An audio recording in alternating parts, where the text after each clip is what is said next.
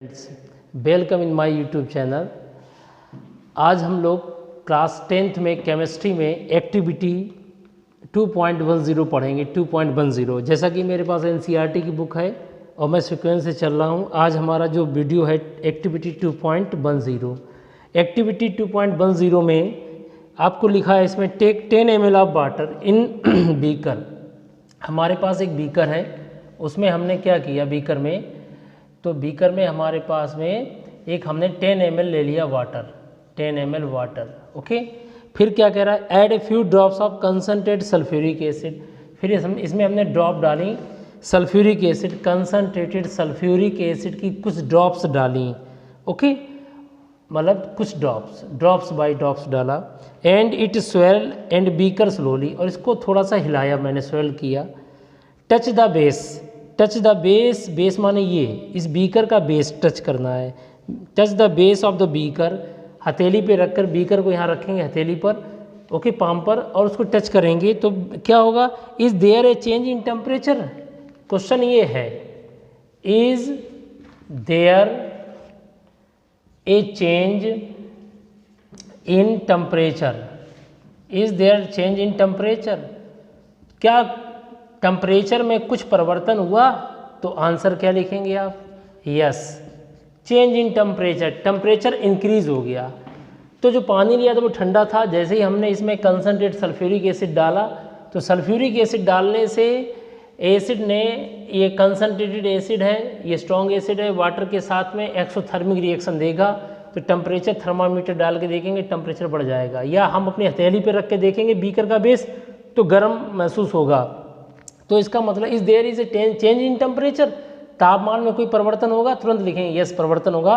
Temperature क्या हो जाएगा, टेम्परेचर इज रेज्ड, टेम्परेचर बढ़ जाएगा। ओके, टेम्परेचर बढ़ जाएगा, थर्मामीटर से चेक कर सकते हो। तो यहाँ पर क्या हुआ, ये किस तरह की रिएक्शन है, तो आप तुरंत लिखेंगे sir this is a exothermic reaction. अब तुम कहोगे सर एक्सोथर्मिक रिएक्शन क्या होती है, इसे हिंदी में कहते हैं ऊष्माक्षेपी अवक्रिया।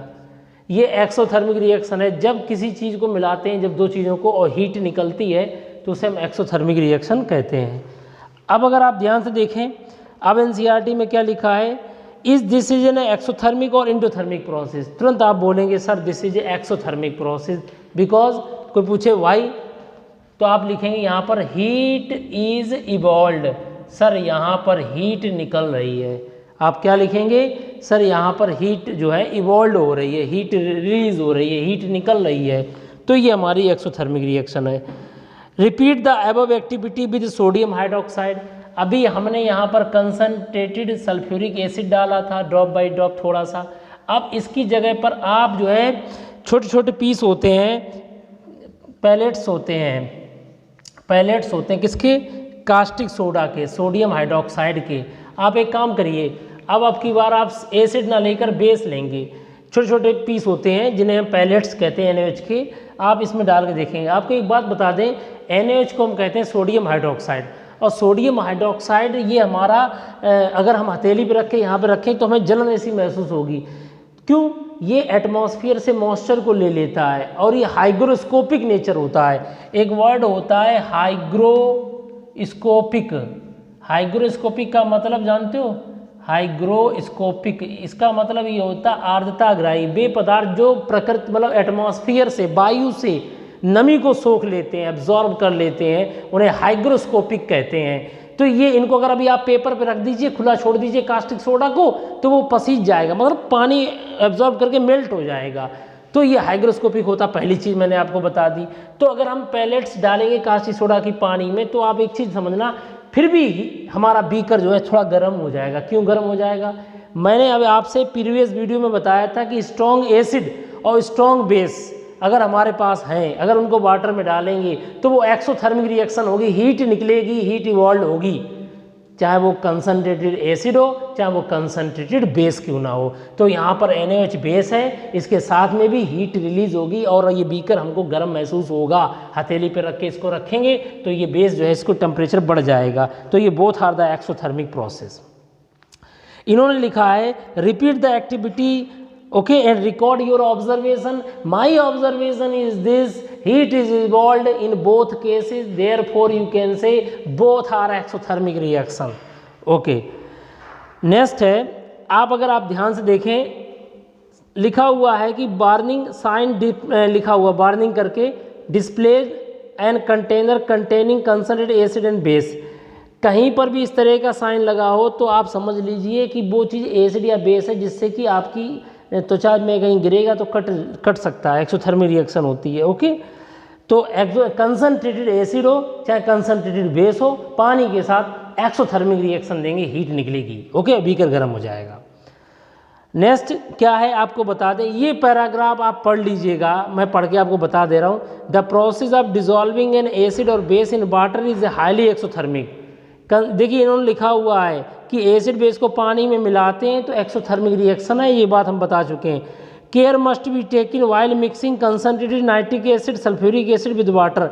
इन्होंने कहा बड़ा प्रिकॉशन रखिए, नाइट्रिक एसिड या सल्फ्यूरिक एसिड को पानी में मिलाते हैं उस समय acid must always be added slowly to water with constant stirring. इन्होंने क्या लिखा है, इधर देखिए ध्यान से, पहले वाटर मिलाएंगे फिर एसिड मिलाएंगे, समझ में आ गया, जिससे कम हीट रिलीज होती है। उल्टा मत कर देना कि एसिड में वाटर डालो, आप किस में डालेंगे acid, drop by drop acid डालेंगे वाटर में, जिससे डाइल्यूशन करेंगे।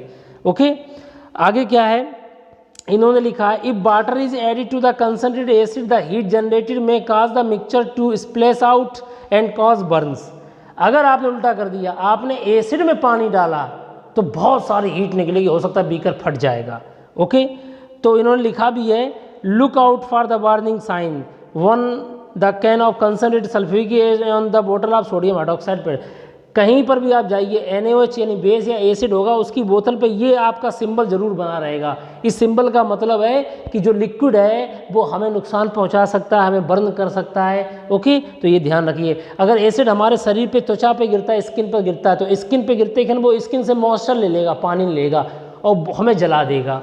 तो इस तरीके से ये प्रिकॉशन रखिएगा। नेक्स्ट है मिक्सिंग ऑफ एन एसिड और base with water result in the decrease in the concentration of the ions per unit volume. अगर हम एसिड बेस को पानी में मिलाते हैं तो concentration of ions per unit volume decrease लिख रहा है। Such a process is called dilution and the acid base is said to be diluted. आपको बताना चाह रहे हैं कि डाइल्यूशन क्या होता है। इन्होंने कहा है यदि हम पानी मिलाएंगे किसी चीज़ में तो उससे क्या कहलाता है, उसे हम कहते हैं डाइल्यूशन। उसे क्या कहते हैं, डाइल्यूशन। और डाइल्यूशन से क्या होता है, पर यूनिट वॉल्यूम में एसिड क्या देता है, H+ आयन, बेस क्या देता है, OH- आयन। अब आप खुद बताइए, पानी मिलाओगे तो पर यूनिट वॉल्यूम में H+ आयन OH- आयन की संख्या में कमी आएगी।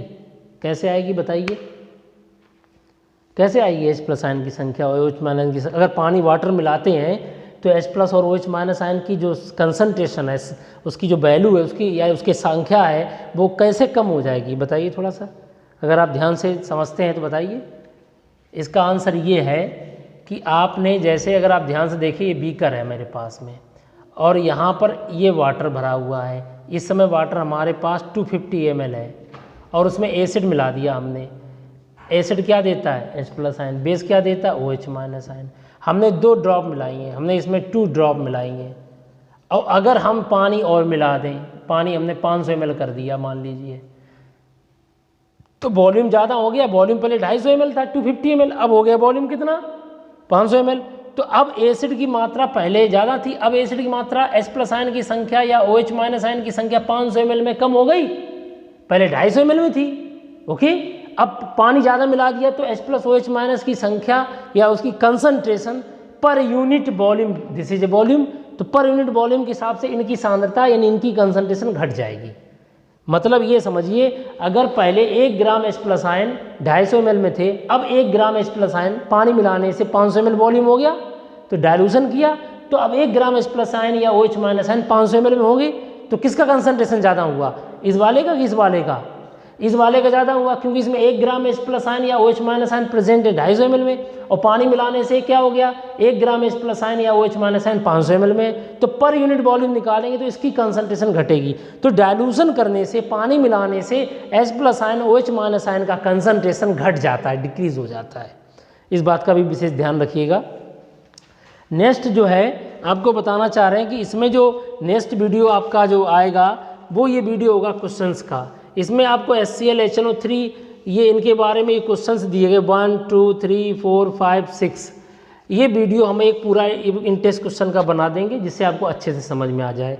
ओके, तो आज का हमारा इतना टॉपिक था कि ये हमारी एक्सोथर्मिक रिएक्शन है। आपको इतना बताना है कि जब किसी स्ट्रॉन्ग एसिड स्ट्रॉन्ग बेस को पानी में मिलाते हैं तो प्लीज़ ध्यान रखिए, क्योंकि ये एक्सोथर्मिक रिएक्शन हीट रिलीज होती है, उसको थर्मामीटर से चेक कर सकते हो।